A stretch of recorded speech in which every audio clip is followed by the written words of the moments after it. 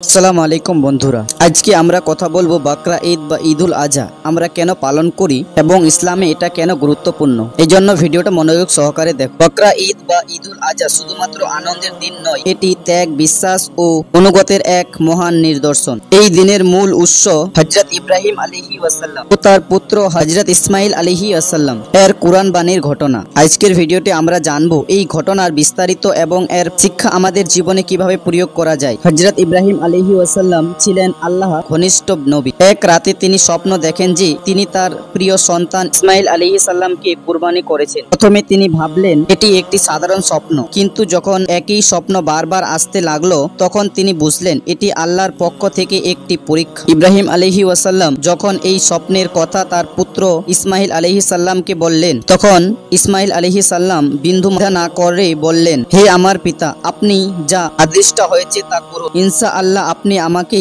ধৈর্যশীলদের অন্তর্ভুক্ত পাবেন। এই কথা প্রমাণ করে যে ইসমাইল আলাইহিস সালাম কেবল একজন আদর্শ পুত্রই নন, বরং তিনি আল্লাহর আদেশ মানার জন্য সম্পূর্ণ প্রস্তুত ছিলেন। ইব্রাহিম আলাইহিস সালাম আল্লাহর আদেশ পালনের জন্য প্রস্তুত হলেন। তিনি ইসমাইল আলাইহিস সালাম এর চোখ বেঁধে দিলেন যেন তার ভালোবাসা তাকে বাধা না দেয়। তিনি ছুরি চালিয়ে দিলেন, কিন্তু আল্লাহর কুদরতে ইসমাইল আলাইহিস সালাম এর পরিবর্তে একটি দুম্বা কুরবানি হয়ে গেল। হে ইব্রাহিম, তুমি পরীক্ষায় উত্তীর্ণ হয়েছো, আমরা তোমার পরিবর্তে একটি দুম্বা পাঠিয়ে দিয়েছি। এই মহান পরীক্ষার স্মরণে আল্লাহ মুসলমানদের জন্য কুরবানির বিধান দেন যাতে আমরা ত্যাগের শিক্ষা গ্রহণ করি। বকরা ঈদ আমাদের শেখায় আল্লাহর প্রতি পরিপূর্ণ অনুগত্য, নিজের প্রিয় জিনিস আল্লাহর রাস্তায় উৎসর্গ করা, দরিদ্র ও অভাবীদের পাশে দাঁড়ানো। কুরবানি শুধুমাত্র পশু জবাই করা নয়, এটি আমাদের অন্তরের আত্মত্যাগের প্রতীক। বকরা ঈদের পবিত্রতা ও শিক্ষা আমাদের জীবনে বাস্তবায়ন করা উচিত। আল্লাহ যেন আমাদের সবাইকে ত্যাগের মহিমা বুঝায় ও বাস্তব জীবনের তা প্রয়োগ করার